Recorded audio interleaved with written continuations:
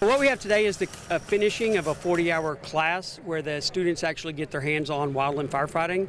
This is in cooperation with Texas A&M Forest Service, and fortunately we have a lot of resources here because of our partnership. These students, when they've completed, they will be able to be national wildland firefighters, and they will also obtain a Texas Commission on Fire Protection certification. We have students from various fire departments. We have a student from Ohio, we have a student from Alabama, because this certification can be used across the United States and beyond. So we're fortunate to have these resources. The students have been great. We will have 29 students that are ready to go off and serve in a bigger capacity at their fire departments. Jessica Wilkinson, Glendale Fire Department. So I came out here today to take the introductory to wildland firefighting class, hopefully to expand my skills in wildland firefighting so I can better service the residents of the Smith County.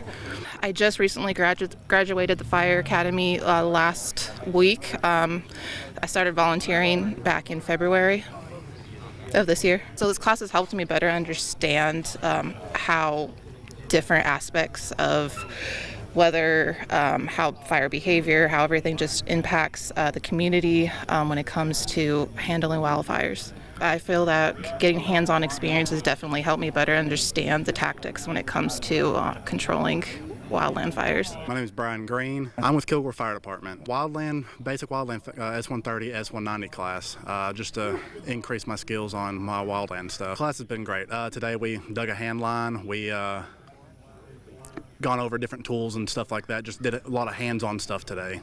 Hands-on experience, learning to read the weather with different weather meters. How to cut a fire line out there through the woods.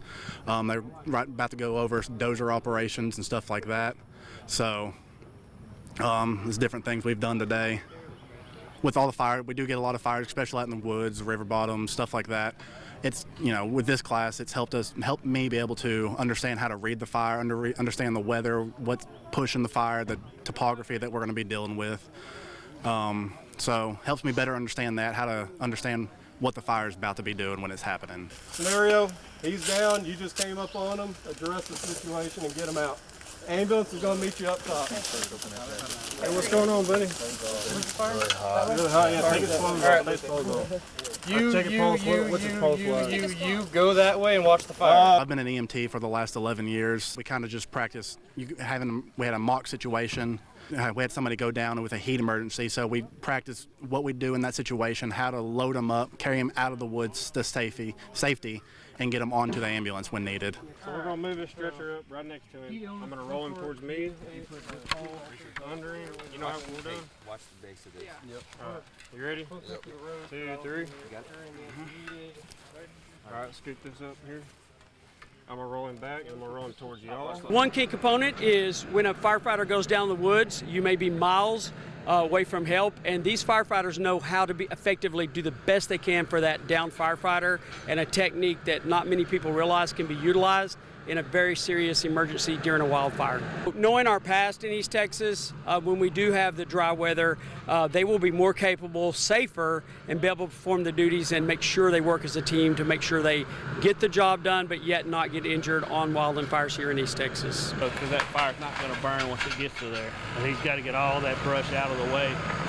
And you want to pile it on the opposite side of your fire, but you don't want a big pile. You want to spread it out. If you make a jackpot, then a spark can land in there and cause a bigger fire. When you're farther down in the line, you could be a mile farther down in there, and then little amber land there, and then now you got a spot fire behind you, and that fire can creep around. Now you got fire on both sides of your dozer, and that's not a fun time. Not only do students learn how to use tools to build a fire line by human power as a team, but then they also show how they can bring out the hydraulics of a powerful bulldozer to cut a line faster and a deeper fire line to ensure we try to stop the fire from getting to the next area of unburned woods. It's a lot of brush still over your line, so you can have fire creep over that line, and it does a pretty good job of cutting these roots. But come summertime, it gets real dry, that fire can burn through these roots. And then, but you got to think about too, when it gets real dry, we come through here, well, maybe 2 weeks later, you get a bunch of leaf litter and stuff that'll fall down this line. If you got a little stump you didn't mop up good, It'll burn across that leaf litter, and you'll be back on that fire 2 weeks later. I hope what the students do, the ones that already work at fire departments, I hope they serve their community better. And then for those who are just finishing Fire Academy, it will open up more doors for their employment in East Texas.